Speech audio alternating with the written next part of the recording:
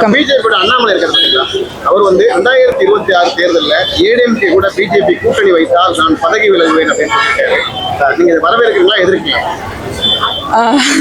அதுதான் உண்மை ஆயிடுச்சு. இனிமே வரவேற்கிறதுன்னு எதிர்க்கிறதுன்றது இல்லை. ஆல்ரெடி அது சீல் ஆயிடுச்சு. இப்போதான் திரு அமித்ஷா அவர்களை இவர் எடப்பாடி பழனிசாமி அவர்கள் போய் சந்திச்சிருக்காரு. ஸோ அது எதுக்குன்னு எல்லாருக்குமே புரிஞ்சிடுச்சு. ஸோ இது என்ன சொல்றது, ஒரு விதத்துல கூட்டணின்றதை நான் வரவேற்கிறேன். ஏன் அப்படி கேட்டோம்னா, நமக்கு இந்த வாரிசு அரசியல்ன்றது கண்டிப்பா ஒழியணும். தமிழ்நாடு அழிவை நோக்கி போயிட்டு இருக்கு. நான் ஒரு தமிழச்சி, என்னோட தமிழ் ரத்தம் கொதிக்குதுங்க. எங்க தமிழ்நாடு போகுது? மற்ற ஸ்டேட் எல்லாம் பாருங்க, கர்நாடகாவை பாருங்க, தெலுங்கானாவை பாருங்க, ஹைதராபாத்தை பாருங்க, எப்படி கொண்டு போயிட்டு இருக்காங்க. ஒரு வளர்ச்சி என்ன ஒரு அசுர வேகத்துல வளர்ச்சி போயிட்டு இருக்கு. தமிழ்நாடு எங்க போயிட்டு இருக்கு? கீழே நோக்கி போயிட்டு இருக்கோம். தமிழ் மக்களுக்கு ஒரு விடியல் வேணும் கண்டிப்பா. அது 2026 எலெக்ஷன். அதுக்காக முக்கியமான விஷயம் பாத்தீங்கன்னா கூட்டணி முக்கியம். ஏன் அப்படின்னா, ஓட்டு டிஸ்ட்ரிபியூஷன் ஆகக்கூடாது, ஓட்டு செதறக்கூடாது. அதுக்காக கூட்டணின்றது ஒரு விஷயத்துல நல்லதுதான். ஏன்னா வாரிசு அரசியலை ஒழிக்கிறதுக்கு அது முக்கியமான ஒரு ஊண்டுகோல். கரெக்ட் தான் சார். இல்லைன்னா அவங்க எப்பயுமே அந்த ஷேடோலயே இருப்பாங்க, ஏடிஎம்கேவோட இதுலயே இருப்பாங்க. அதனால அவர் போற டைரக்ஷன் கரெக்ட் தான். அவர் அக்ரெசிவா போகணும்னு நினைக்கிறாரு. அந்த மாதிரி போய் என்னன்றதை பார்த்துடணுன்றதான் என்னோட ஒப்பீனியன் சார். இப்போ ஏடிஎம்கே கூட பிஜேபி கூட்டணி வைக்காதது பிஜேபிக்கு லாஸா இல்ல ஏடிஎம்கே லாஸா? அது ஏடிஎம்கேக்கு இன்னும் ஓட்டு ஸ்பிளிட் ஆகும் சார். இன்னும் ஓட்டு ஸ்பிளிட் ஆச்சுன்னா அவங்க இன்னும் வீக்கெண்ட் தான் ஆவாங்க.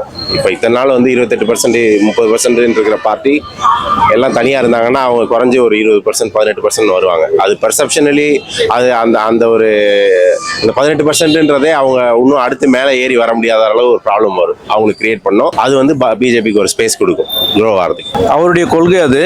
ஆனால் பிஜேபிக்கு எது நல்லதோ அதை அவர் லீட் பண்ணுவார்னு எனக்கு நம்பிக்கை இருக்குது. Is a very good person, youngest person. அதனால அவருடைய டிசிஷன் நல்லா இருக்கும்னு நான் நினைக்கிறேன். சார், அவர் பிஜேபியோட தலைமை என்ன சொல்லுதோ அதுதான் கேட்கணும். அதை விட்டுட்டு இன்னைக்கு அதிமுகவோட பிஜேபி கூட்டணி வைத்தால் நான் ராஜினாமா பண்ணிக்கிறேன் அப்படின்றது அவரோட தனிப்பட்ட கருத்து. அதை அப்படி அவர் முடிவு பண்ண முடியாது சார். உண்மைதான்.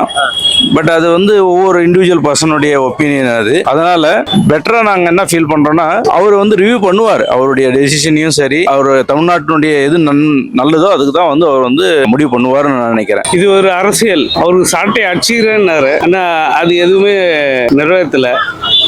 அதனால நான் இது அரசியலா தான் பாக்குறேன். பிஜேபி என்ன சொல்றாங்களோ அதுதான் அவரு கேட்பாரு. டைம் ஆஃப் ஸ்டண்ட் அவ்வளவுதான். இல்ல சார், அதை மீறி ராஜினாமா பண்ணணும்னு எவ்வளவு தைரியமா சொல்றாரு பொதுவெளியில. அரசியல் எது வேணாலும் பேசுவாங்க, ராஜினாமா பண்ணான்னு சொல்லுவாங்க. மேல் இடத்துல உத்தரவு வந்துச்சு, நான் மீற முடியலன்னு சொல்லிட்டு என்ன பண்ணுவீங்க? இதுதானே அரசியல். என் ஆசான்னு சொல்லிட்டாரு அப்படின்னுவாரு. அதனால இது சாத்தியமே கிடையாது. அவங்க அண்ணா ஏடிஎம்கேவோட தான் கூட்டணி வைப்பாங்க. 21ல் என்ன நடந்தது அதுதான் திருப்பி பார்க்க போறோம். அவர் ராஜினாமா பண்ணிட்டா தமிழ்நாட்டுக்கு நல்லதா கெட்டதா சார்? அது நம்மளுக்கு சொல்ல முடியாது. அந்த மாதிரி ஒரு இது எதுவாக இருந்தாலும் எல்லா தமிழருமே என்ன வேணா தமிழ்நாட்டுக்குன்றத ஒரு ப்ரியாரிட்டியாக தான் வச்சு பார்க்குறாங்க. ஸோ அந்த விஷயத்தில் அவர் அது கொள்கையாக தான் இருக்காரு. நல்லதாக தான் இருக்கும்னு நான் நினைக்கிறேன். பிஜேபி ஏடிஎம்கே கூட்டணியை நீங்க மனதார வரவேற்கிறீங்களா? கண்டிப்பா கூட்டணி அவசியம். அண்ட் இப்ப பாத்தீங்கன்னா தமிழ்நாட்டுல ஒரு strong leadership is missing. Except Thalapathy Vijay அவர்களை தவிர ஒரு ஸ்ட்ராங் லீடர்ஷிப் இன்னும் பொலிட்டிக்கலா இல்ல. சோ இன்னைக்கு தமிழ்நாட்டோட நிலவரம், அரசியல் நிலவரம் கேள்விக்குறியா தான் இருக்கு. இந்த இடத்துல கூட்டணி வச்சாதான் மக்களை ஒரு கோட்பாடுக்கு கொண்டு ஒரு ஓட்டிங்க வாங்க முடியும். சோ இப்ப கூட்டணின்ற தவிர வேற வழி இல்லைன்ற மாதிரி ஒரு இதை நோக்கி தான் போயிட்டு இருக்கு. சால் டிபெண்ட் அப்பான் அவருடைய பர்சனல் இஷ்யூஸ். அதெல்லாம் கட்சியை கலந்தாரா, பெரியவங்களை கேட்டாரா, இல்லை மேலிடத்தை கேட்டாரெல்லாம் தெரியாது. அவருக்கு பிடிக்கல, அவர் விலகிறாரு. அவர் என்ன சொல்லிருக்காருன்னா, ஏடிஎம்கேயோட கூட்டணி வைத்தால் நான் பதவி விலகுவேன். அது ஒரு பிடிக்கல. இப்போ அவர் டோட்டலாக பிஜேபி யூனிட் எல்லாம், தமிழ்நாடு யூனிட் எல்லாம் சேர்ந்து ஒரு டெசிஷன் எடுத்ததுக்காரா இல்லைன்னு நமக்கு தெரியாது. இப்போதைக்கு அவர் அந்த மாதிரி அவருடைய பர்சனல் வியூ சொல்கிறாரா இல்லை அவர் கலந்து ஆலோசிச்சு சொல்கிறாராங்கிறது நமக்கு தெரியல. கலந்து ஆலோசிச்சோன்னா அது பாலிசி இஷ்யூ. அவர் மட்டும்தான் சொல்கிறாருன்னா அது அவரோட விஷயம். தேசிய கட்சியோட மாநில தலைவர் அவரு கட்சியை கலந்து ஆலோசிக்காம தனிப்பட்ட முறையில் முடிவு எடுக்கலாமா சார்? சரி, அது வந்து அவருடைய ஒரு பர்சனல் அந்த ஒரு இன்ஸ்டிங்க்னால எடுத்துருக்கலாம் சில சமயம். இல்லை அவர் கொஞ்ச நாள் 1-2 நாள் அவர் வந்து யோசித்து திருப்பி மேல் இடத்துல வந்து பேசி வேணா அது டிஃபர் ஆக சான்சஸ் இருக்குது. இப்போதைக்கு என்னை பொறுத்தவரையில் அவர் வந்து மேபி ஒரு இந்த மாதிரி ஒரு டிஃப்ரெண்ட் ஆஃப் பாலிசி வந்ததுனால அவர் டக்குன்னு ஒரு டெசிஷன் எடுத்துக்கலாம் தெரியல. ஏன்னா அவர் வந்து நல்ல ஐபிஎஸ் ஆஃபீஸர். அவர் is not an ordinary person, சாதாரண பர்சன் கிடையாது.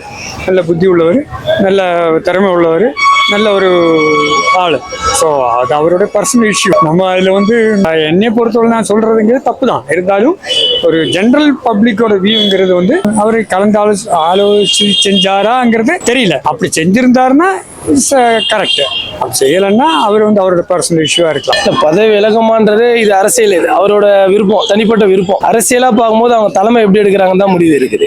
ஏடிஎம் கூட வச்சிருக்காங்க. இது அவர் பதவி விலகினா ஃபர்ஸ்ட் உள்ளே வந்திருக்க கூடாது ரியாலிட்டி. ஏன்னா இதனால வந்து பிஜேபி அலைன்ஸ் ரொம்ப நாளாக இருந்திருக்காங்க 2 பேருமே. பட் இப்போ விலகிறன்றது ஃபர்ஸ்ட் உள்ளே வந்துடக்கூடாது.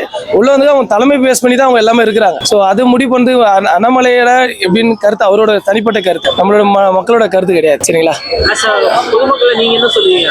பொதுமக்களா என்ன சொல்றது ஒண்ணுமே கிடையாது. மக்களுக்கு நல்ல செய்யணும். யாரோனா கூட்டணி வச்சுக்கலாம், யாரோனா கூட்டணி இல்லாம இருக்கலாம், தனியா கூட இருக்கலாம். பிஜேபி கூட்டணி வச்சு தான் இங்க வின் பண்ணணும் கிடையாது, ஏடிஎம்க்கு கூட்டணி வச்சு தான் வின் பண்ணணும் கிடையாது. அவங்க மக்களுக்கு நல்லது பண்ணா எல்லாரும் நல்லது நடக்கும். மக்கள் நல்லது பண்ண எந்த அரசியல் வந்தாலும் ஓகே தான். யாருமே இங்க மக்கள் நல்லது பண்ணல, எல்லாம் அவங்க குறை சொல்லி ஒருத்தர் குறை சொல்லி தான் இங்க அரசியல் பண்றாங்களே தவிர மக்கள் நல்லது பண்ணணும் யாரும் அரசியல் பண்ணல. அண்ணாமலை வந்து தமிழ்நாட்டின் மாநில தலைவர் வந்ததுக்கு அப்புறம் பிஜேபி வளர்ந்துருக்கா இல்ல வீழ்ச்சி அடைஞ்சிருக்கா? கொஞ்சம் வளர்ந்துருக்கு. ஏன் என்ன ரீசன் பார்த்தா அவரு தனிப்பட்ட கருத்தை சொல்லும் போது இது வரைக்கும் யாரும் பேசாத அரசியல் வந்து கொஞ்சம் டிஃப்ரெண்டா பேசினாரு அந்த டைமுக்கு. பட் இப்போ கொஞ்சம் டெக்னாலஜி டிஜிட்டலைஸ்டு மாறினால எல்லாம் சோசியல் மீடியாவோட இன்ஃப்ளூயன்ஸ் அதிகமாக டிஃப்ரெண்டா எல்லாம் ஃபீல் பண்றாங்க மக்கள். கொஞ்சம் முன்னாடி இருந்த மக்களோட இப்போ இருக்கிற மக்கள் கொஞ்சம் ஃபீல் பண்றாங்க நல்லா. மற்றபடி அதுங்க அண்ணாமலை கூட அரசியலுக்காக போய் சொல்றாரு அப்படின்னு சொல்றாங்க. நிறைய விஷயங்கள் கேள்விப்பட்டுலாம். சமீபத்தில் பாத்தீங்கன்னா அண்ணா யூனிவர்சிட்டி அதுல ஃபுல் ஆதாரம் என்கிட்ட இருக்கு, நான் வெளியிடுவேன்னு சொல்லி மிரட்டினாரு. இது வரைக்கும் வெளியிடல. இது எப்படி பாருங்க?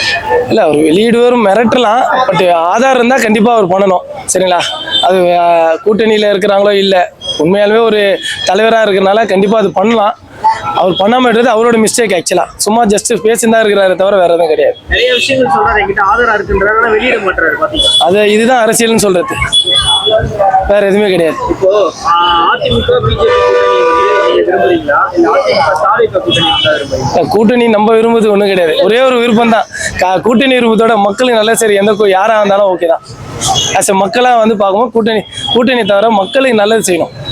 மக்களை நல்லது நினைக்கிங்கல்ல. இப்போ வரைக்கும் எந்த அரசியலுமே இப்போ கடைசியாக ஒரு 4-5 வருஷமா கரண்ட் அரசியலே சொல்கிறேன், எனக்கு தெரிஞ்ச என்னோட தனிப்பட்ட கருத்துல இங்கே யாரும் அரசியல் வந்து ஒருத்தர் அச்சிக்கிறாங்களே தவிர மக்களை பற்றி யாரும் டெய்லி சிந்திக்க. டெய்லிகளும் நியூஸில் பாருங்க, அவர் என்ன பேசுறாரு, இவரை பேச தவிர இவர் என்ன பேச அவர் மக்களுக்கு தேவை வந்து யாரும் பேச மாட்டாங்க.